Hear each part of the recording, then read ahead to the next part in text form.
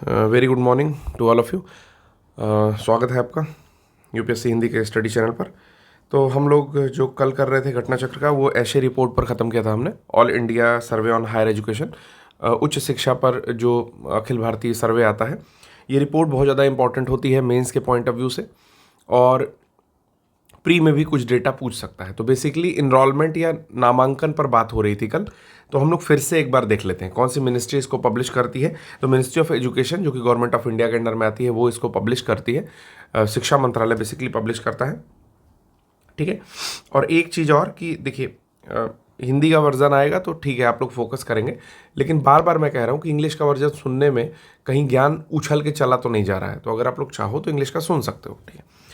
फिर ये जो रिपोर्ट है, ये 2021 और 22 का डेटा देती है। जनवरी 25 2024 में ये पब्लिश हुई है, ठीक है। तो ये याद रखना है कि कि जो डेटा दे रही है वो 2021-22 का दे रही है, और जनवरी में ये रिपोर्ट आई है। तो देखते हैं कि हाईलाइट क्या क्या है, क्या क्या बोल्ड पॉइंट्स हैं इसमें। तो टोटल इनरोलमेंट की बात करता है कि कुल नामांकन जो हायर एजुकेशन में, उच्च शिक्षा में हुए हैं, वो 4.33 करोड़ हुए हैं 2021-22 में, जो कि 20-21 की तुलना अगर की जाएगी तो 20-21 में 4.14 करोड़ थे। और यहाँ पर टोटल जो बढ़ोतरी हुई है वो 91 लाख बच्चों के इनरोलमेंट से हुई है उच्च शिक्षा में। वहीं अगर 2014-15 से कंपेयर करेंगे तो 3.42 करोड़ था उस समय, और जो कि 2021-22 में अभी 4.33 करोड़ बढ़ करके हो गया है, ठीक है।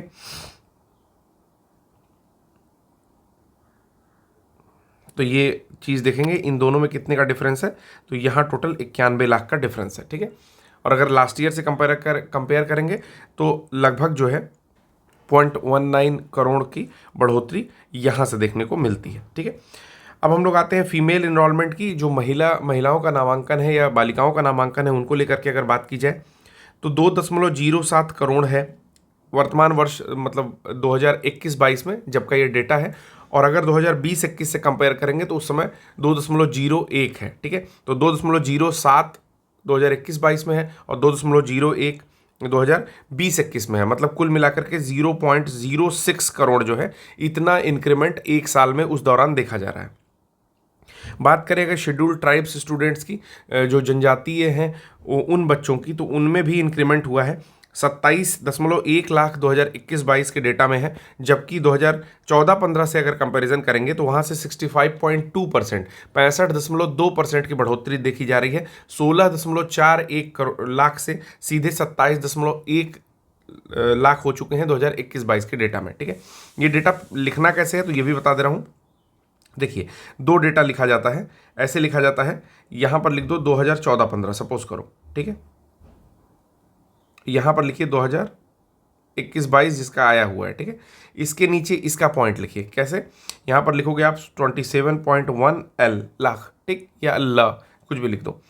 और फिर यहां पर लिखोगे 16.41 लाख, ठीक है।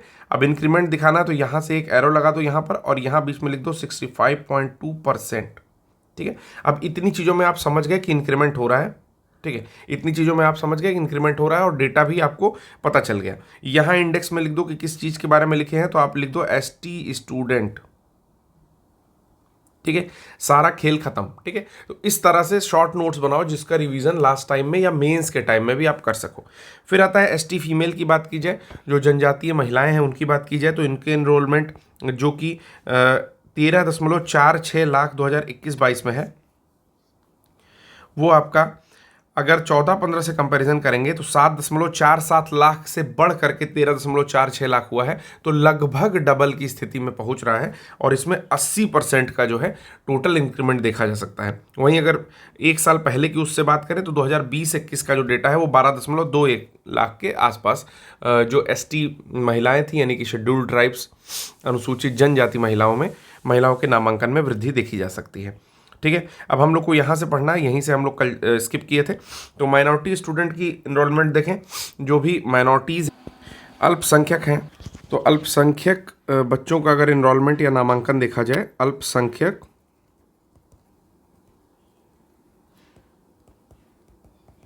छात्रों का नामांकन अगर ये देखा जाए तो ये 21.8 लाख था 2014-15 में, ठीक है, वहाँ से बढ़ करके कितना हो गया है, 30.1 लाख हो चुका है 2021-22 में, और 38% की टोटल इंक्रीमेंट हुई है। वहीं अगर महिला अल्पसंख्यक छात्रों की बात की जाए तो इनका जो नामांकन है वो 10.7 लाख था 2014-15 में, और वहाँ से 42.3% के इंक्रीमेंट के साथ 15.2 लाख हो चुका है 2021-22 में। ठीक है, नोट कैसे करना है वो मैं आपको एक बार बता चुका हूँ, उसी तरीके से आप लोग नोट करेंगे। ठीक है, फिर आता है जीईआर। जीईआर कितना इंक्रीज हुआ है, तो 28.4 था 2021-22 में, और 23.7 उसके पहले वाले डेटा में 2014-15 में था। तो एक चीज़ और देखनी है, ये जो जीईआर है वो पॉपुलेशन प्रोजेक्ट कर रहा है 18 से 23 साल एज ग्रुप की। ठीक है, तो जीईआर दिखाता है ग्रॉस एनरोलमेंट रेशियो, यानी कि सकल नामांकन अनुपात, सकल नामांकन अनुपात। ठीक है ना, तो ग्रॉस एनरोलमेंट रेशियो कितने से बढ़ा है वो मैंने आपको बता दिया कि 14-15 में 23.7 था, और 21-22 के डेटा में वो 28.4 हो चुका है। ठीक है, और ये जो लिया जा रहा है डेटा, ये 18 से 23 वर्ष के एज ग्रुप के बीच में लिया जा रहा है। वहीं फीमेल महिलाओं की जीईआर की बात की जाए कि महिलाओं का सकल नामांकन अनुपात कितना बढ़ा घटा, तो 2014-15 के डेटा में 22.9 था, जो कि 21-22 के डेटा में बढ़ करके 28.5 हो गया है। ठीक है, तो लमसम देखेंगे तो आप लगभग बराबर पाएंगे, बहुत ज़्यादा अंतर नहीं है। बस ये है कि महिलाओं में 2014-15 में जो था डेटा वो थोड़ा कम था, तो वहाँ से अगर परसेंटेज इंक्रीज देखा जाए तो ज़्यादा हुआ है। ठीक है, अच्छा एक चीज़ और है कि डेटा रटने की जगह समझने पर कोशिश करें। जैसे मान लीजिए कि यहाँ पर जीईआर का 2 डेटा हुआ है, ग्रॉस एनरोलमेंट रेशियो का 2 डेटा यहाँ पर दिया हुआ है, सकल नामांकन अनुपात का।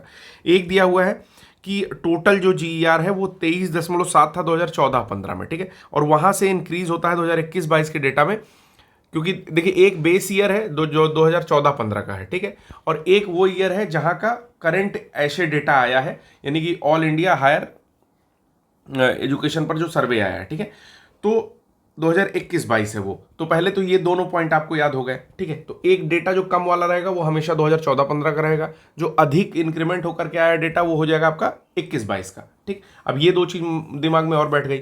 फिर हम लोग जैसे देख रहे हैं कि 2014-15 में जो जीईआर रेशियो है वो 23.7 है, और वहां से बढ़ के हो रहा है 28.4। ठीक, और वहीं फीमेल जीईआर अगर आप देखोगे कि महिलाओं का जो सकल नामांकन अनुपात है उसमें क्या इंक्रीमेंट हुआ है, तो उनका पहले था टोटल 22.9, तो अब देखो 23.7 से 22.9 डायरेक्ट याद नहीं करना, बस समझ लेना है कि यहाँ थोड़ा सा कहीं कम है। ठीक है, कितना कम है वो थोड़ा बहुत ऐसे मस्तिष्क में बैठा लो। वहां से बढ़ के कहाँ पहुंच रहा है, तो 28.5 पहुंच जा रहा है, मतलब कि जो टोटल जीईआर है ना उसके भी ऊपर पहुंच जा रहा है। तो इसका मतलब क्या हुआ, परसेंटेज इंक्रीज जो महिलाओं के सकल नामांकन अनुपात है उसमें ज्यादा हुआ है। तो अब कोई भी प्रश्न अगर इस पर आ जाता है तो आपको एक खाका पता है कि जितना जीईआर टोटल बढ़ा उससे ज्यादा परसेंटेज में जीईआर महिलाओं का बढ़ गया है। और अगर वैल्यू की बात की जाए तो 28.4 28.5 लमसम बराबर है, उसमें 23.5 के आसपास है या 23.7 है टोटल वाले में, और महिलाओं वाले में 22.9 है। ठीक है, फिर आता है gender parity index, the ratio of female GER to male GER. मतलब अगर दोनों का रेशियो लेते हैं कि मेल जीईआर फीमेल जीईआर का, तो वो आता है 1.01 21-22 में आता है, और ये दिखाता है कि महिलाओं का जो नामांकन है वो लगातार 5 वर्षों से ज़्यादा हो रहा है। ठीक है, तो सकल नामांकन अनुपात की तुलना की जाए महिलाओं के GER of female to GER of male, तो ये हमेशा 1 से ऊपर आ रहा है। इस बार कितना है, 1.01। इसका अर्थ ये हुआ कि जो फीमेल का इनरोलमेंट है, ठीक है, कोई संख्या 1 से ऊपर कब आएगी, जब नीचे वाली उससे थोड़ी कम हो। ठीक, तो जो फीमेल का इनरोलमेंट है, जो नामांकन है, वो पुरुषों के या बालकों के नामांकन से अधिक है। ठीक है, और ये ऐसा 2017-18 से लगातार हो रहा है, और ये जीईआर 5th कंसेक्यूटिव ईयर लगातार 5वां वर्ष है, जबकि जीईआर की वैल्यू हम लोग के देश में ऐशे के रिपोर्ट के मुताबिक 1 से ऊपर आई है। ठीक है, अगला आता है नारी शक्ति वंदन अभियान। ये भी ठीक ठाक अभियान है, प्रश्न आने की संभावना हो भी सकती है, बहुत ज़्यादा इंपॉर्टेंट नहीं है, लेकिन ठीक है। चलिए देख लेते हैं कि द्रौपदी मुर्मू ने, जो कि प्रेसिडेंट है हमारी, उन्होंने एक अपना एसेंट दिया कि नारी शक्ति वंदन अभियान चलाया जाए, जो कि प्रोवाइड करता है 33% reservation to women in Lok Sabha and state assembly. हालांकि अभी 13-14% के आसपास जो है महिलाएं रहती हैं टोटल, क्योंकि जितनी चुनी गई, ठीक है, उसमें से 74 ही महिलाएं हैं, ठीक है। तो ये चीज़ याद रखनी है कि नारी शक्ति वंदन अधिनियम जो है, जो कि द्रौपदी मुर्मू के द्वारा कंसेंट में लाया गया, यानी कि उनके द्वारा एक तरह से सहमति दे दी गई इस पर। तो इसमें विधानसभा और राज्य विधानसभा और लोकसभा दोनों चीज़ों को शामिल किया गया है, लोकसभा और राज्य विधानसभा, और ये टारगेट है कि 33% रिजर्वेशन जो है महिलाओं को दे दिया जाए। अब ये चीज़ क्या कैसे हुई इसको हम लोग बहुत ज़्यादा नहीं पढ़ना है, बस ये जानना है कि ये 106वां अमेंडमेंट था, ठीक है ना, कॉन्स्टिट्यूशन का। तो 106th अमेंडमेंट है ये पॉइंट आपको याद रखना है, और वो अब एक्ट बन गया है। इसमें राज्यसभा के 214 जितने प्रेजेंट थे, सारे ही मेंबर्स ने, सारे ही सदस्यों ने इस विधेयक के पक्ष में मतदान किया था, और इसको पेश किया था 128वें संविधान संशोधन विधेयक के रूप में, ठीक है। एक्ट जो बना वो आपका 106 यानी कि 106वां अधिनियम बन गया। लेकिन जो इसको पेश किया गया था, जो बिल था, वो कौन सा था? तो इसको पहले तो अर्जुन राम मेघवाल ने पेश किया था, जो कि यूनियन मिनिस्टर ऑफ लॉ है, और 128वां अमेंडमेंट बिल था। तो दोनों पॉइंट याद रखिएगा कि अगर बिल की बात करेगा कि बिल कौन सा था, तो 128वां था, घोर के पी जाओ इसको। और अगर पूछेगा कि कौन सा कॉन्स्टिट्यूशनल अमेंडमेंट एक्ट बना, तो 106वां बना, याद रखिएगा, ठीक है। अभी आपको सबसे इंपॉर्टेंट चीज़ क्या है कि 100 से लेकर के जो बांग्लादेश बॉर्डर समझौता था, उसको लेकर के, वहाँ से लेकर के 106, ये आपको सारे याद होने चाहिए, ये सातों याद होने चाहिए, ठीक है।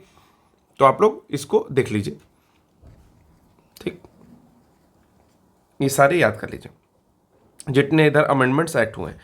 अगर की हाइलाइट्स देखा जाए कि क्या क्या चीज़ें इसमें इंपॉर्टेंट हैं, तो अगर मुख्य विशेषताओं की यहाँ पर बात करें, तो इसका जो गोल है, मतलब जो इसको लक्ष्य प्राप्त करने के लिए रखा गया है महिला आरक्षण के संबंध में, उसमें एक अमेंडमेंट करना पड़ेगा constitutional provision with the respect of NCT of Delhi, जो राष्ट्रीय राजधानी क्षेत्र है, नेशनल कैपिटल टेरिटरी है ऑफ दिल्ली का, उसके article 239 A special provision with respect to Delhi जो है, उसमें भी एक अमेंडमेंट का प्रस्ताव रखा गया है।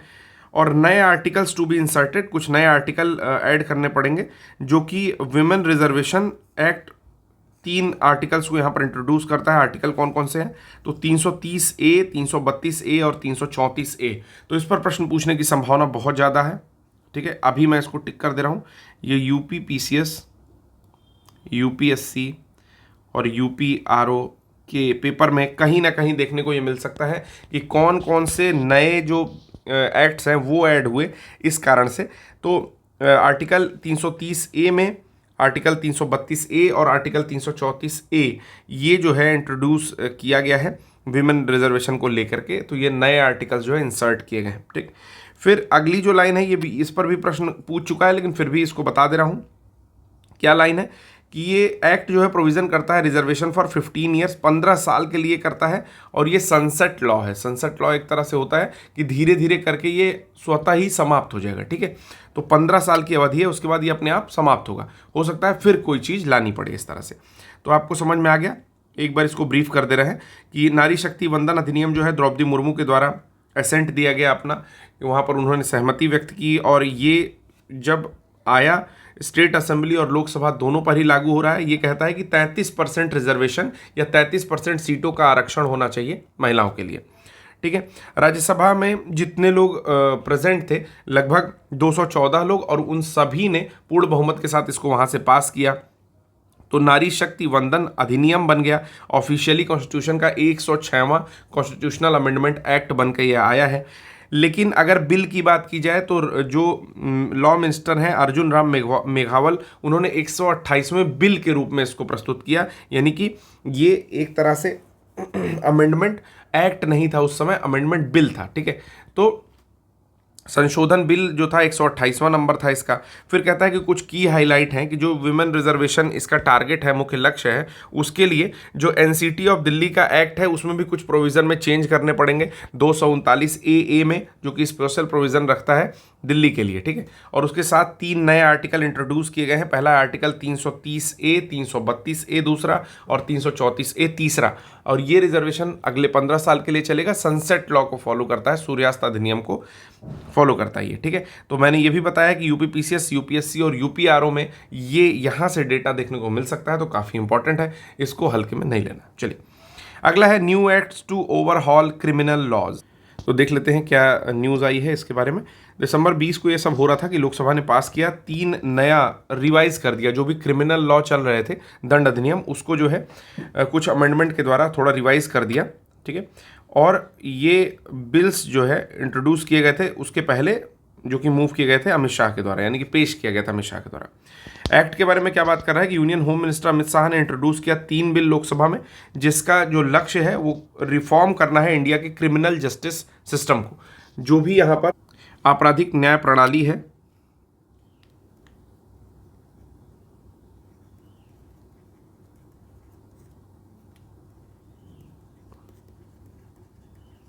ठीक है, क्रिमिनल जस्टिस सिस्टम, आपराधिक न्याय प्रणाली है, उसमें सुधार करने के लिए इसको पेश किया गया अमित शाह के द्वारा। ये 3 बिल जो एक्ट बने हैं अब वो रिप्लेस करते हैं इंडियन पीनल कोड 1860। तो पहला ये ईयर याद कर लो, आईपीसी 1860 का जो था उसको रिप्लेस कर रहा है, आईपीसी 1860 को रिप्लेस करेगा। Code of criminal procedure CrPC 1973 को रिप्लेस करेगा। एंड इंडियन एविडेंस एक्ट, भारतीय साक्ष्य अधिनियम 1872 को रिप्लेस करेंगे, ठीक है। तो जो नए 3 बने हैं, अब यहाँ पर बात आती है कि किससे किससे आईपीसी, सीआरपीसी और इंडियन एविडेंस एक्ट को रिप्लेस किया गया है, ठीक है। तो देखते हैं किससे किससे रिप्लेस किया गया है। पहला है कि आईपीसी, जो इंडियन पीनल कोड है, जिसको हिंदी में बोलेंगे भारतीय दंड संहिता, ठीक है, वो भारतीय न्याय संहिता से रिप्लेस की गई है। यानी कि आईपीसी जो पहले था भारतीय दंड संहिता के नाम का, इंडियन पीनल कोड जो था वो अभी आपका भारतीय न्याय संहिता से रिप्लेस किया गया है, ठीक है। तो इसको बोलेंगे IPC replaced by BNS, okay, भारतीय न्याय संहिता। अब ये चीज़ें इंग्लिश में ही है तो इंग्लिश में ही आपको पढ़ना पड़ेगा। फिर सीआरपीसी जो था, सीआरपीसी है दंड प्रक्रिया संहिता, ठीक है। कोड ऑफ क्रिमिनल प्रोसीजर जो था ये आपका रिप्लेस किया गया है भारतीय नागरिक सुरक्षा संहिता से, यानी कि बीएनएसएस से रिप्लेस किया गया है आपका सीआरपीसी। तो 4 लेटर वाला 4 लेटर से रिप्लेस किया गया है, ऐसे याद करो, और 3 लेटर वाला 3 लेटर से रिप्लेस किया गया है। फिर आता है अगला भारतीय साक्ष्य अधिनियम या इंडियन एविडेंस एक्ट, इसको रिप्लेस किया गया है भारतीय साक्ष्य अधिनियम से। तो साक्ष्य का साक्ष्य ही रहा है, तो बीएसए साइकिल से रिप्लेस किया गया है इंडियन एविडेंस एक्ट को, ठीक है। तो ये तीनों चीज़ें भी दिमाग में बैठा लीजिए कि कौन से नए एक्ट आए हैं, जो कि पुराने एक्ट्स आपके आईपीसी 1860 के, सीआरपीसी 1973 और इंडियन एविडेंस एक्ट 72 इसको रिप्लेस कर दिए, ठीक है। फिर आता है criminal justice system nation in the nation followed by British made, ठीक है। तो जो भी यहाँ पर अपराधों के तहत जो भी न्याय देने की प्रक्रिया थी वो ब्रिटिश काल से चली आ रही थी, मतलब 1860 से लेकर के 2023 तक चली आ रही थी, तो उसको बदलना भी एक तरह से जरूरी था। अब कुछ कुछ बातें यहाँ पर लिखी गई हैं, जैसे भारतीय न्याय संहिता के बारे में कुछ कुछ बातें दी गई हैं जो कि बहुत इंपॉर्टेंट नहीं है, लेकिन थोड़ा बहुत कवर कर लेते हैं इसको, ठीक है। भारतीय न्याय संहिता 2023 में जो आया, इसमें कुछ प्रोविजन इंक्लूड किया गया, जैसे सेक्शन 109 इंक्लूड किया गया, जो कि आपका ऑर्गेनाइज्ड क्राइम को लेकर के है, अर्थात संगठित अपराध को लेकर के है। वहीं सेक्शन 110 जो है वो है पेटी ऑर्गेनाइज्ड क्राइम और ऑर्गेनाइज्ड क्राइम इन जनरल, यानी कि छोटा संगठित अपराध या सामान्य रूप से संगठित अपराध को लेकर के है। सेक्शन 111 है आपके आतंकवाद कृत्य का अपराध, यानी कि ऑफेंस ऑफ टेररिस्ट एक्ट। ये सारे सेक्शन थोड़े बहुत याद रख सकते हैं मन में, ठीक है, बहुत ज़्यादा नहीं। जैसे 109 ज़्यादा इंपॉर्टेंट है ऑर्गेनाइज्ड क्राइम को लेकर के, और 110 इसी का सब क्लॉज समझ लीजिए कि छोटे ऑर्गेनाइज्ड क्राइम को लेकर के है, संगठित अपराध को। टेररिस्ट एक्ट को लेकर के सेक्शन 111 बनाया गया है। सेक्शन 150 बनाया गया है acts endangering sovereignty, unity and territory of India in the, ठीक है, यानी कि इसका सेक्शन 150 का मतलब है कि भारत की संप्रभुता, एकता और अखंडता को किसी भी तरह से खतरे में डालने वाला अगर कोई काम कर रहे हैं तो वो सेक्शन 150 डील करता है। फिर सेक्शन 302 है स्नैचिंग, यानी कि छीनना शामिल है, चेन स्नैचिंग, मतलब इधर जो कुछ घटनाएं हो रही थी पिछले कुछ वर्षों से जिनके लिए कोई प्रावधान नहीं था आईपीसी में, उसको बीएनएस में शामिल किया गया है। फिर आता है पनिशमेंट किस तरह की होगी।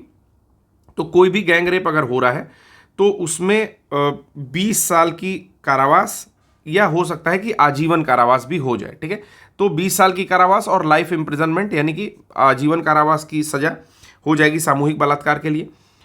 पहली टाइम जो है capital punishment had be introduce किया गया है। पहली बार भीड़ द्वारा हत्या के आरोप में अगर मॉब लिंचिंग होती है, वर्ड याद रखिएगा, कहीं कहीं इंग्लिश में कभी कभी हिंदी ही लिख के आ जाता है, मतलब देवनागरी में लिख देगा मॉब लिंचिंग, ठीक है, ऐसे लिख देगा मॉब लिंचिंग, ठीक है।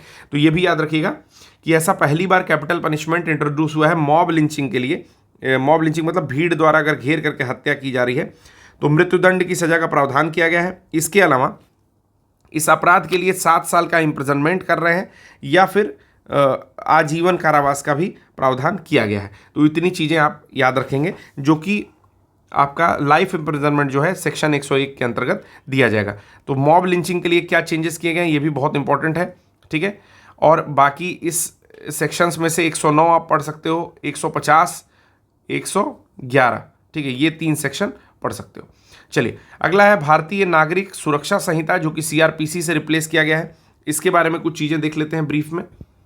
इसमें क्या किया गया है कि एक फॉर्मल प्रोविज़न सेक्शन 230 जोड़ा गया है, औपचारिक प्रावधान जोड़ा गया है। ये मेक श्योर करने के लिए, ये पक्का करने के लिए कि जो that the accused and the victim have free access to the copy of FIR within, ठीक है, ये पक्का करने के लिए कि जो भी अक्यूज है यानी कि अपराधी है, ठीक है, और जो विक्टिम है, पीड़ित है, उनको जो है उपस्थिति या पेशी के 14 दिन के भीतर एफआईआर की एक फ्री कॉपी जो है अवेलेबल की जा सके, ठीक है ना, ठीक, उनको उपस्थित होने के 14 दिन के पहले एफआईआर की एक कॉपी सुनिश्चित की जा सके। ये filing of A zero FIR from any part of the country. ये अधिनियम किसी भी मामले में शून्य एफआईआर दर्ज करने की भी अनुमति देता है, ठीक है। तो ये भी आप याद रख सकते हैं कि सेक्शन 230 अगर पूछ लिया बीएनएसएस का सेक्शन 230 क्या बताता है, तो आप कह सकते हो कि जीरो एफआईआर फाइल करने का देश के किसी भी कोने में आपको अनुमति देता है। फिर आता है भारतीय साक्ष्य अधिनियम 2023 इंडियन एविडेंस एक्ट से जो रिप्लेस हुआ है। ये अधिनियम क्या करता है, ये परमिट करता है, ये आपको मतलब अलाउ करता है, एक तरीके से अनुमति देता है कि साक्ष्य के रूप में इलेक्ट्रॉनिक या डिजिटल रिकॉर्ड को हम लोग स्वीकार करेंगे। तो इलेक्ट्रॉनिक या डिजिटल रिकॉर्ड को अभी तक नहीं किया जाता था, उसको भी साक्ष्य के रूप में स्वीकार करेंगे और उसकी जो है लीगल कानूनी वैधता जो है दस्तावेजी साक्ष्य की तरह ही होगी, ठीक है, और दस्तावेजी साक्ष्य के रूप में इसकी कानूनी वैधता रखेंगे, ठीक। तो आपको 3 चीज़ें समझ में आएंगी। इसको मैं फिर से एक बारी ब्रीफ कर रहा हूँ क्योंकि काफ़ी ऐसा टॉपिक है कि आ सकता है कि ओवरहॉल किया गया है जो भी क्रिमिनल आपराधिक टाइप के जो हमारे कानून हैं उनको फिर से नया तरीके से बनाया गया है। अमित शाह महोदय ने इसको पेश किया था बिल को, और 3 नए बिल हैं जो कि रिप्लेस करेंगे। आईपीसी को रिप्लेस करेगा बीएनएस, ठीक है, भारतीय न्याय संहिता, और सीआरपीसी को रिप्लेस करेगा बीएनएसएस, और आपका इंडियन एविडेंस एक्ट यानी कि साक्ष्य अधिनियम को रिप्लेस करेगा भारतीय साक्ष्य अधिनियम, ठीक है। तो ईयर भी याद कर लेंगे, आईपीसी 1860 में आया था, सीआरपीसी 1973 में, और आपका एविडेंस एक्ट आया था 1872 में। अब इसमें कुछ कुछ पॉइंट्स कह रहे हैं जिसमें से हम लोग ये देख रहे हैं कि सबसे इंपॉर्टेंट है भारतीय न्याय संहिता। इसका कुछ सेक्शन मैंने बताया, जैसे सेक्शन 109 है ऑर्गेनाइज्ड क्राइम को लेकर के, संगठित अपराध को लेकर के, सेक्शन 111 है टेररिस्ट एक्ट को लेकर के, ठीक है, सेक्शन 150 है सॉवरेनिटी, भारत की संप्रभुता अखंडता में किसी तरह का अगर ब्रीच कर रहे हो आप तो उसको लेकर के। फिर गैंग रेप के किसी भी केस में कम से कम 20 साल की सज़ा की बात आई है या फिर ताउम्र आजीवन कारावास की सज़ा आ गई है, ठीक है। फिर मॉब लिंचिंग के केस में पहली बार कैपिटल पनिशमेंट यानी कि हैंग टिल डेथ वाला दिया गया है कि कैपिटल पनिशमेंट यहाँ पर असाइन किया गया है मॉब लिंचिंग के केस में कि अगर भीड़ द्वारा हत्या की जा रही है। उसके अलावा 7 साल की सज़ा और सेक्शन 101 के अंतर्गत ताउम्र सजा दी जा सकती है। उसी प्रकार नागरिक संहिता के अंतर्गत में आ रहा है कि आर्टिकल या सेक्शन 230, सॉरी जहाँ जहाँ आर्टिकल बोला हूँ सब सेक्शन है, ठीक है। तो सेक्शन 230 ये कहता है कि आप कहीं से भी देश में जीरो एफआईआर फाइल कर सकते हो। फिर दूसरी चीज़ ये है कि जो भी विक्टिम है और जो भी एक्यूज्ड है, दोषी और पीड़ित जो है, उन सबको पेशी से 14 दिन पहले एफआईआर की एक कॉपी भेज देनी है। और भारतीय साक्ष्य अधिनियम ये कहता है कि कोई भी इलेक्ट्रॉनिक या डिजिटल रिकॉर्ड को अब हम लोग मान्य करते हैं और जैसा डॉक्यूमेंट पेपर वाला होता था उसी तरीके से उसको भी माना जाएगा, ठीक है। अगली जो न्यूज़ है, Patna high court strikes down 65% quota in Bihar. Strikes down का मतलब होता है किसी चीज़ को नीचे गिरा देना या खारिज कर देना। तो पटना हाई कोर्ट ने क्या किया है, जो बिहार में 65% का आरक्षण था उसको खारिज कर दिया है। पूरी न्यूज़ एक बार मैं ब्रीफ कर दे रहा हूँ।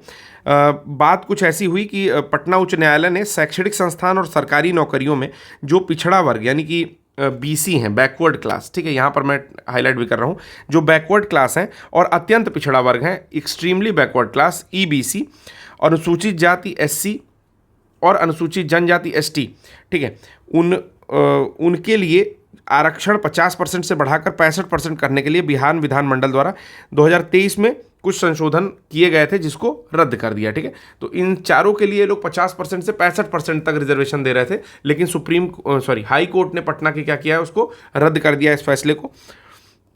नवंबर 2023 की बात है कि बिहार सरकार ने वंचित जातियों के लिए जैसे कि बीसी, ईबीसी, एससी और एसटी के लिए कोटा 50% से बढ़ा करके 65% किया था। ठीक है, जो कि वंचित जातियों को देख करके लिया गया फैसला था।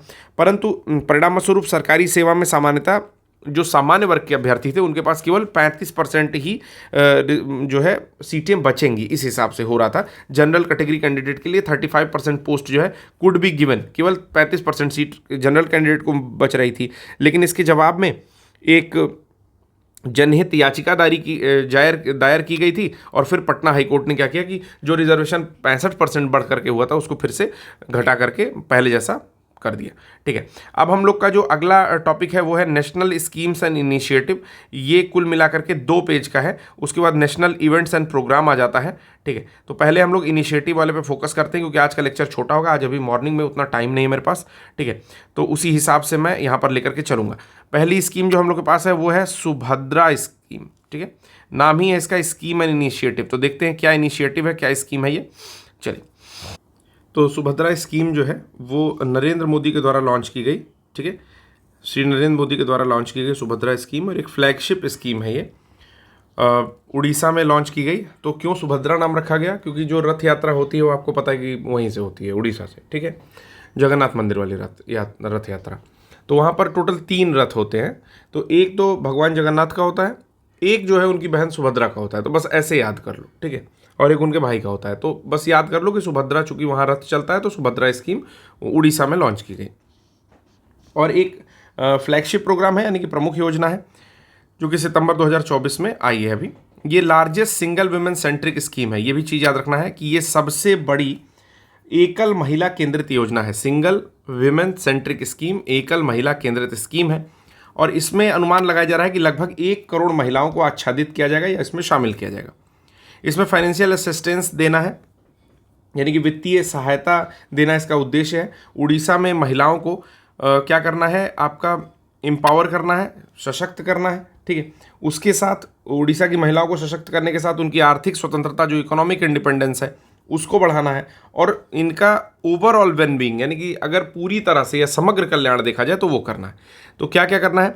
फाइनेंशियल असिस्टेंस जो इनको दिया जाएगा वो किस कारण से दिया जाएगा कि पहला तो ये सशक्त हो जाए उड़ीसा में, दूसरी चीज़ कि ये इकोनॉमिकली इंडिपेंडेंट हो जाए, आर्थिक रूप से स्वतंत्र हो जाए, और तीसरी चीज़ कि ओवरऑल या समग्र रूप से जो है ये एक कल्याण इनका किया जा सके। प्रधानमंत्री मोदी ने एक और इनिशिएटिव लिया, जैसे फंड ट्रांसफ़र किया बैंक अकाउंट में 10 लाख से ज़्यादा महिलाओं के।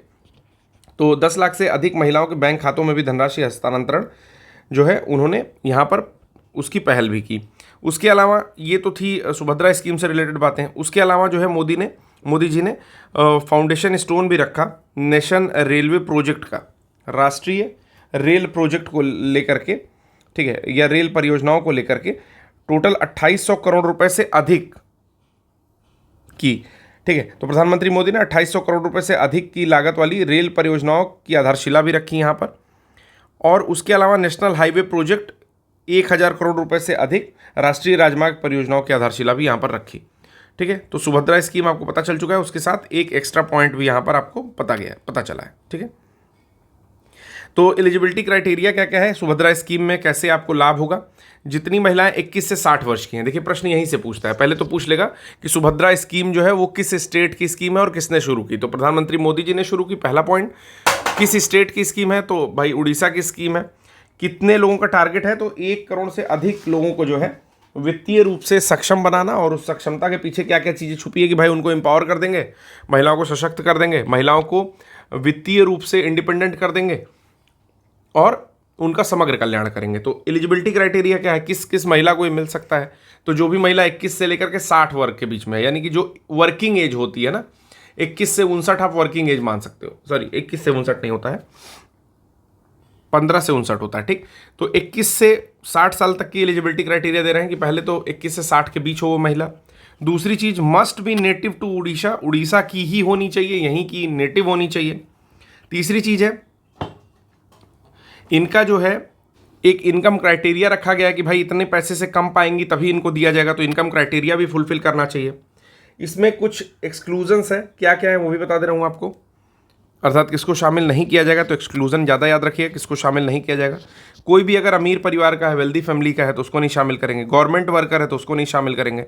इनकम टैक्स पे कर रहा है तो उसको नहीं शामिल करेंगे। और रिसिपिएंट ऑफ, अगर किसी और सरकारी सुविधा का लाभ पाता है 1500 से ऊपर प्रति माह जो की है, तो उसको भी नहीं शामिल करेंगे इसमें, ठीक है। तो ये चीज़ याद रख लीजिएगा कि सुभद्रा स्कीम के अंतर्गत 21 से 60 साल की महिला होनी चाहिए, उड़ीसा की ही होनी चाहिए, और एक स्पेसिफिक क्राइटेरिया है कि 1500 से ऊपर अगर सरकारी योजना का लाभ ले, सरकारी कर्मचारी हो, इनकम टैक्स पेयर हो, किसी अमीर परिवार से बिलोंग करती हो, तो उसको इस योजना का लाभ नहीं मिलेगा। की फीचर क्या क्या है, तो की फीचर 3-4 की फीचर है, उसको देख लेते हैं कि लगभग 10,000 रुपये एक साल में प्रोवाइड करेगा 2024 से 29 तक, ठीक है, लगभग 1 करोड़ महिलाओं को। तो पहला की फीचर ये हो गया। दूसरा हो गया कि 5,000 रुपये की 2 किस्तों में धनराशि दी जाएगी, ऐसा नहीं कि महीने महीने दी जाएगी या 10,000 एक बार में दिया जाएगा, ठीक है। कब कब दिया जाएगा ये भी बताया हुआ है। कह रहा है कि राखी पूर्णिमा को दिया जाएगा अगस्त में, और इंटरनेशनल वीमेंस डे को दिया जाएगा। जो मोड ऑफ पेमेंट होगा वो कैसे होगा, डायरेक्ट होगा deposit, Aadhaar enable single holder bank account, मतलब किसी महिला का सिंगल बैंक होना, मतलब सिंगल अकाउंट होना चाहिए, उसको मिल जाएगा। और निकालने के लिए जो है सुभद्रा डेबिट कार्ड प्रदान किया जाएगा, तो ये भी याद रखिएगा, सुभद्रा डेबिट कार्ड भी प्रदान किया जाएगा। 60 लाख महिलाओं से अधिक महिलाओं ने पंजीकरण अभी तक करा लिया है, और जितने भी बेनिफिशियरीज हो सकते हैं जो कि क्वालिफाई कर रहे हैं, मतलब जो योग्य हैं, उनके लिए अभी पंजीकरण खुला हुआ है, ठीक। तो अगर आप उड़ीसा में रहते हैं और ये लेक्चर देख रहे हैं तो सुभद्रा स्कीम का लाभ उठाइए, और अगर आप महिला हैं तो, ठीक है। अगला है एग्री श्योर स्कीम, इसके बारे में देख लेते हैं कि 1 सितंबर में आई है। Union minister of agriculture welfare जो है शिवराज सिंह चौहान, उन्होंने लॉन्च किया है agri sure scheme, new Delhi में लॉन्च हुई है, ठीक है। तो 3 चीज़ें याद रखिएगा। पहला, यूनियन मिनिस्टर ऑफ एग्रीकल्चर जो है शिवराज सिंह चौहान, उन्होंने लॉन्च किया है, सितंबर 2024 में लॉन्च हुई है। एग्री श्योर स्कीम का नाम है और न्यू दिल्ली में इसको लॉन्च किया गया है।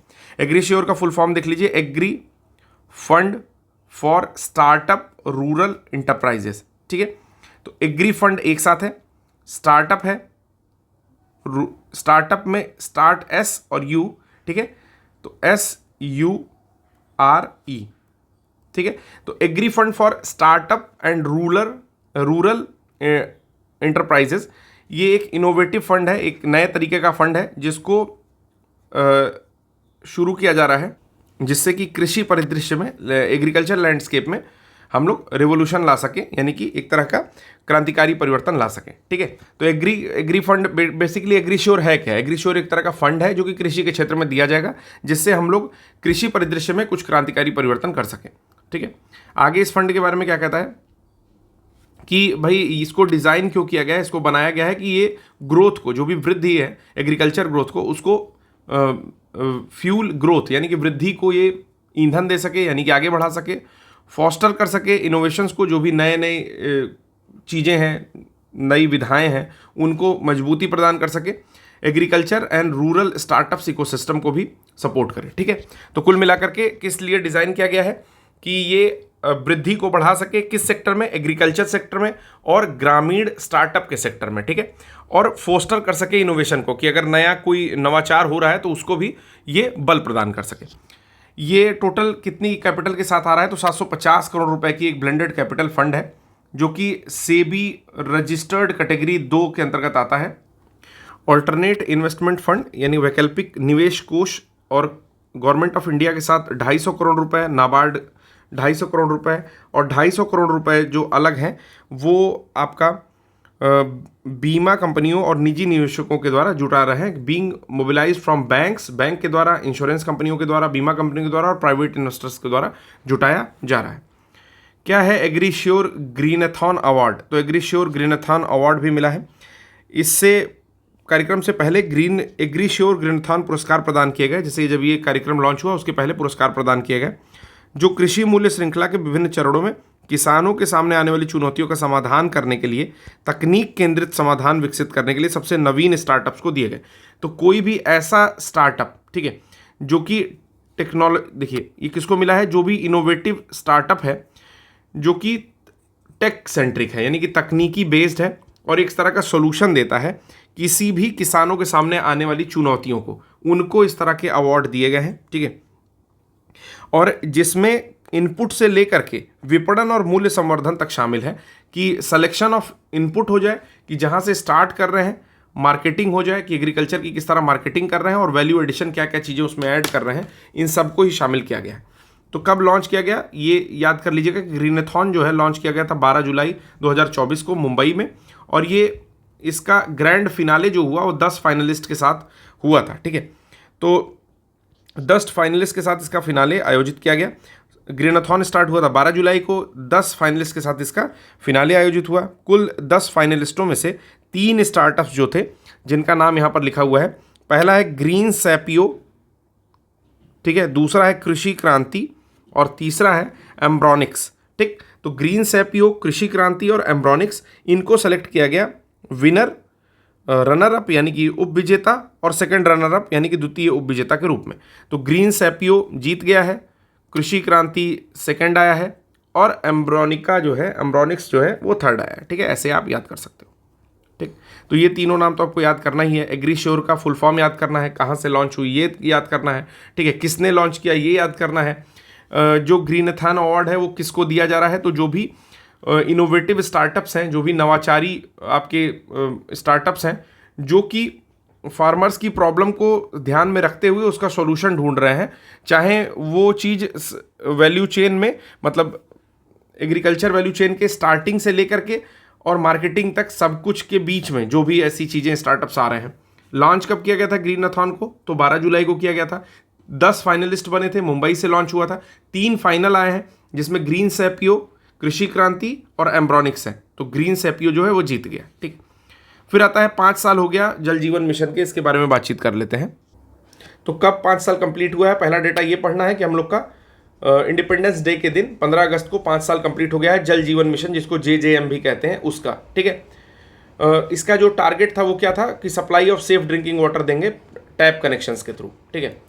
और इसका एंड ऑफ 2024 तक सारे रूरल हाउस होल्ड को, यानी कि ग्रामीण घरों को दे देंगे। की हाईलाइट्स में बात करें तो सीधे यहाँ पर आते हैं कि अगस्त 12 2024 का जो डेटा है उस हिसाब से जल जीवन मिशन यानी कि JJM जो है वो सक्सेसफुली प्रोवाइड कर चुका है tap water connection 11.82 crore additional rural house holds को, यानी कि 11.82 करोड़ अतिरिक्त घरों को ये जो है पानी का कनेक्शन प्रोवाइड कर चुका है। और टोटल कवरेज जो हो चुका है वो 15.07 करोड़ घरों को हो चुका है, ठीक है, जो कि 77.98% टोटल हाउस होल्ड का पार्टिसिपेशन करते हैं। यानी कि अगर 100% को रूरल माना जाए, ठीक है, तो उसमें से 77.98 का काम 12 अगस्त 2024 तक पूरा कर चुके हैं। जल जीवन मिशन जो है लॉन्च हुआ था प्राइम मिनिस्टर मोदी के द्वारा अगस्त 15 2019 में। तो डेट याद कर लीजिएगा क्योंकि इससे रिलेटेड 5 साल पूरा हुआ है। तो प्रश्न पूछ सकता है कि जल जीवन मिशन किस सन में आया, तो 15 अगस्त 19 में ये आया है। इसका एम्बिशन क्या था, तो इस टैप वाटर प्रोवाइड करता था सारे के सारे रूरल हाउस होल्ड को 2024 तक इसको प्रोवाइड करना था। जितने भी ग्रामीण परिवार हैं उन सबको टोटी से शुद्ध जल जो है प्रोवाइड करना था। इसका जो ब्रॉड ऑब्जेक्टिव था जल जीवन मिशन का वो इंक्लूड करता है providing functional house hold tap connection, जिसको FHTC लिख रहा है, एवरी मतलब सेम वही चीज़ कि सारे घर में एक काम करने वाला जो है पानी का नल हो, जिससे कि साफ पानी आए जो कि लोग पी सकें, ठीक है। अगली जो न्यूज़ है वन नेशन वन लोकेशन, एक राष्ट्र एक स्थान या लोकेशन, ठीक है। तो एक राष्ट्र एक स्थान वाले को पढ़ लेते हैं कि मिनिस्ट्री ऑफ रोड ट्रांसपोर्ट कौन है, नितिन गडकरी। उन्होंने एक अनाउंस किया प्लान, ऐसा प्लान बताया कि हम सारे ट्रांसपोर्टेशन सिस्टम को, चाहे फिर रोडवेज हो, रेलवेज हो, एयरवेज हो, वाटरवेज हो और रोपवेज हो, इसको हम लोग क्या करेंगे, सेंट्रलाइज कर देंगे, एक ही सूत्र में बांध देंगे, ठीक है। एक single hub terminal across India to streamline and enhance passenger convenience. तो लोगों की कन्वीनियंस के लिए, जो भी यात्री हैं उनकी कन्वीनियंस के लिए इनको एक ही सूत्र में बांध दिया जाएगा। जैसे मान लो कि आप लोग यहाँ से गए कहीं एरोप्लेन से और कहीं आप उतरे, ठीक, और वहाँ पर तुरंत जैसे ही उतरोगे तो वहाँ पर अपना भी एक बस स्टेशन है किनारे में कि आप 10 कदम 20 कदम 50 कदम बाहर निकले और तुरंत आपको वहाँ से बस मिली और आपको जहाँ जाना है वहाँ आप चले गए, ठीक। सेम वही चीज़ रेलवेज़ के साथ होगी कि रेलवे स्टेशन से जैसे निकले तो वहाँ पर तुरंत बसें खड़ी हुई हैं, आप बस पकड़े और चले गए। मतलब आपको कहीं ढूंढने नहीं जाना है कि सवारी आपको लेकर के जा रही है तिगड़ी बत्रा और खानपुर, ऐसा कुछ नहीं करना है, ठीक है। दिल्ली वाले लोग अगर देख रहे हो यार तो तिगड़ी बत्रा, खानपुर, साकेत जानते होगे तो कमेंट बॉक्स में कमेंट करो कि अगर लेक्चर ठीक लग रहा है तो। चलो आ जाइए फिर आगे चलते हैं। ये जो है these terminals with service one stop, तो ये वन स्टॉप सोल्यूशन की तरह से काम करेगा, यानी कि एक स्टॉप समाधान की तरह से काम करेगा, ठीक है। और ये देश में सड़कों के माध्यम से आवागमन करने वाले 87% जो यातायात की ज़रूरत है उसको पूरा करेंगे। तो 87% पैसेंजर ट्रैफिक को ये जो है, जो कि रोड से होती है देशों में, उसको कंट्रोल करेंगे, ठीक है। तो कुल मिलाकर के बात क्या कर रहा है कि ये जो टर्मिनल है विभिन्न परिवहन साधनों को जोड़ने के लिए वन स्टॉप समाधान के रूप में कार्य करेंगे और देश के सड़कों के माध्यम से आवागमन करने वाले 87% यात्री यातायात की जरूरत को भी पूरा करेंगे। फिर 2 पायलट हब बनाए जा रहे हैं। पहला बनाया जा रहा है आपका कटरा में और दूसरा बनाया जा रहा है तिरुपति में, अलॉन्ग विद द अनदर 2, और इसके साथ में 2 और जोड़े जा रहे हैं। पहला है वाराणसी और दूसरा है नागपुर। किसके द्वारा ये जोड़े जा रहे हैं, तो नेशनल हाईवे लॉजिस्टिक मैनेजमेंट, अर्थात जो राष्ट्रीय राजमार्ग रसद प्रबंधन है या लॉजिस्टिक मैनेजमेंट है, उसके द्वारा जोड़े जा रहे हैं, ठीक है, इस कार्य को पूरा करने के लिए, ठीक है। तो ये चीज़ आपको एक चीज़ याद रखनी है, ये सारा कुछ ओन्ड किया जाएगा जो भी सब्सिडरी कंपनी है NHAI की, यानी कि राष्ट्रीय राजमार्ग अथॉरिटी ऑफ इंडिया की, उसके द्वारा। तो फिर से एक बार ब्रीफ कर रहा हूँ कि NHAI की पूर्ण स्वामित्व वाली सहायक कंपनियों के माध्यम से, ठीक है, जो कि है आपका NHLM, national highway logistic management, उसकी सहायता से कटरा और तिरुपति में 2 पायलट हब विकसित किए जाएंगे और वाराणसी और नागपुर में भी 2 अन्य हब। तो कटरा तिरुपति KT याद कर लो और VN याद कर लो, ठीक है ना, KT VN, इस प्रकार 4 हब जो है टोटल विकसित किए जाएंगे इसके अंडर में। फिर अगली जो न्यूज़ आती है, national forensic infrastructure enhancement scheme, राष्ट्रीय फॉरेंसिक अवसंरचना संवर्धन योजना, NFIES के बारे में बात करते हैं। तो ये जो स्कीम है ये यूनियन कैबिनेट के मतलब प्रधानमंत्री मोदी के द्वारा चेयर की गई थी, यानी कि इसकी अध्यक्षता किए थे राष्ट्रीय फॉरेंसिक अवसंरचना संवर्धन योजना की, ठीक है। और इसमें बेसिकली एक सेंट्रल सेक्टर की स्कीम है जिसको कि इसके प्रपोजल को अप्रूव किया है प्रधानमंत्री नरेंद्र मोदी ने, ठीक है। और इस स्कीम में टोटल कितना फाइनेंशियल आउटले है, तो 2254 करोड़ रुपए की योजना के साथ 2024-25 से लेकर के 2028-29 तक ये काम करेगी। ये सारे ही स्टेट्स और यूनियन टेरिटरीज़ में इसका काम होगा, ठीक है। और इसका एम जो है, इसका लक्ष्य जो है वो इन्हांस करना है कोई भी फॉरेंसिक इंफ्रास्ट्रक्चर को, ठीक है। तो फॉरेंसिक जो अवसंरचना है उसको इम्प्रूव करना है पूरी कंट्री में, और उसके साथ ही ऑफ कैंपस लेबोरेटरी भी बनाना है, मतलब कैंपस के बाहर भी कई सारी लैब्स का गठन करना है। यूनियन कैबिनेट में जब इसको अप्रूवल दिया, मोदी जी ने नहीं अप्रूवल दिया था, सॉरी, यूनियन कैबिनेट ने अप्रूवल दिया था। जब यूनियन कैबिनेट ने इसको अप्रूवल दिया था तो क्या क्या काम इसके अंडर में बात हुई थी, तो पहले तो एक कैंपस बनाएंगे नेशनल फॉरेंसिक साइंस यूनिवर्सिटी का, राष्ट्रीय फॉरेंसिक विज्ञान यूनिवर्सिटी का एक कैंपस बनाएंगे।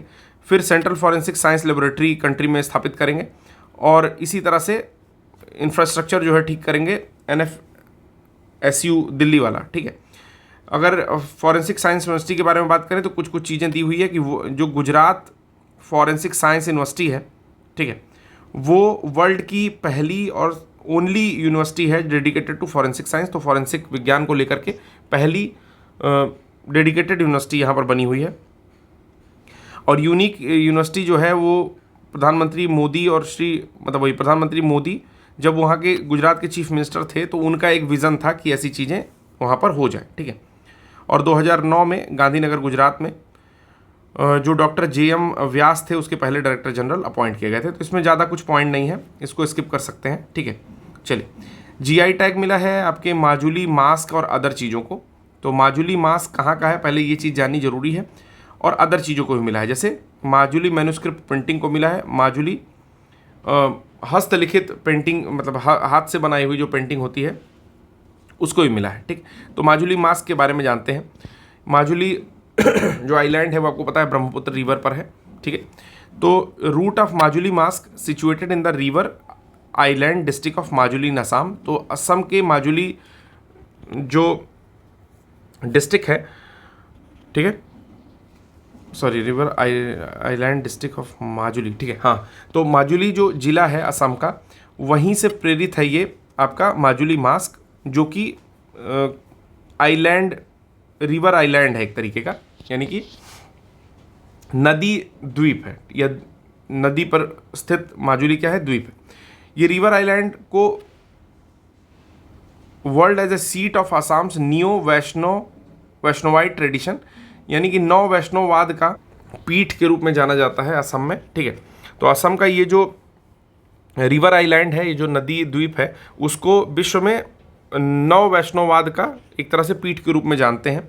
माजुली मास्क हाथ से बनते हैं और ट्रेडिशनली इनको अलग अलग कैरेक्टर्स के रूप में दिखाने के लिए, नौ वैष्णववाद की लाइफ को दिखाने के लिए बनाया जाता है। तो ये चीज़ याद रखिएगा कि माजुली मास्क कहाँ का है, असम, बस यही पूछेगा आपका, ठीक है। और किससे प्रेरित है ये मास्क अगर पूछेगा तो नियो वैष्णविज्म या नियो वैष्णवाइट लिखा हुआ है, तो उसको नौ वैष्णववाद से समझेंगे। मैन्युस्क्रिप्ट प्रिंटिंग भी है कि हाथ से बनी हुई कुछ पेंटिंग्स जो है वो भी माजुली की फेमस है, ठीक है। तो इसके बारे में और कोई चीज़ हम लोग ज़्यादा नहीं देखेंगे, ठीक है ना। यहाँ पर ये वाला देख सकते हैं कि ये जो पांडुलिपियाँ थी वो सांची या अगर ट्री के इंक से जो है बनाई जाती थी, जो कि बार्क से यानी कि वृक्ष की छाल से प्राप्त होता था। और इसमें सबसे इंपॉर्टेंट चीज़ ये है कि कहा जाता है कि सचित्र पांडुलिपि का सबसे पहला उदाहरण श्रीमंत शंकर देव द्वारा असमिया में भागवत पुराण के आद्य दशम का अनुवाद है। तो आद्य दशम का जो अनुवाद है भगवत पुराण के, वो श्रीमत शंकर देव के द्वारा, वही पहला मैन्युस्क्रिप्ट का यहाँ पर उदाहरण, या सचित्र पांडुलिपि का पहला इलस्ट्रेटेड मैन्युस्क्रिप्ट, यानी कि सचित्र पांडुलिपि, हाथ से लिखा हुआ कुछ या हाथ से बनाया हुआ कुछ, ठीक है। सचित्र पांडुलिपि का उदाहरण है। ये चित्रकला अहोम राजवंश के द्वारा पैटर्नाइज की गई थी, यानी कि संरक्षित की गई थी। PM जनमन आता है, कहाँ से स्टार्ट हुआ है, ये चीज़ इंपॉर्टेंट है। तो खूंटी डिस्ट्रिक्ट से स्टार्ट हुआ है, झारखंड के। PM जनमन जनजातीय गौरव दिवस जो कि 15 नवंबर को मनाया जाता है, उस डेट पर स्टार्ट हुआ है, ठीक है। तो ये बेसिकली है किसके लिए, तो 22,000 जो PBTG हैं, पर्टिकुलर वल्नरेबल ट्राइबल ग्रुप्स, ठीक है, इनके लिए जो है ये PM जनमन है, जिसका फुल फॉर्म आप लोग याद कर लीजिए कि PM से तो प्रधानमंत्री हो जाएगा, जनजातीय आदिवासी न्याय महाअभियान, ठीक है। तो ये चीज़ें जो है 25 दिसंबर से चल रही हैं, ठीक है। विशेष रूप से सुभेद जनजातीय समूह, यानी कि पर्टिकुलरली वल्नरेबल ट्राइबल ग्रुप्स के लिए, ठीक है। अगला जो टॉपिक है वो नेशनल इवेंट एंड प्रोग्राम्स, लेकिन अभी सुबह के समय मैंने बताया कि उतना समय नहीं है, तो हम लोग लेक्चर को यहीं 47 मिनट पर ख़त्म कर रहे हैं। शाम में हो सकता है अगर समय मिलेगा तो फिर हम लोग मिलेंगे, बिल्कुल भी घबराना नहीं है। या मैं कह देता हूँ पल्लव सर से, तो पल्लव सर आप लोगों को ये पूरा कवर करा देंगे, ठीक है। रिपोर्ट और इंडाइसेस तक अगर कवर करा पाएंगे, ठीक है। बाकी चीज़ें हम लोग फिर मिल करके देखते हैं। तो अभी तक के लिए इतना ही, धन्यवाद।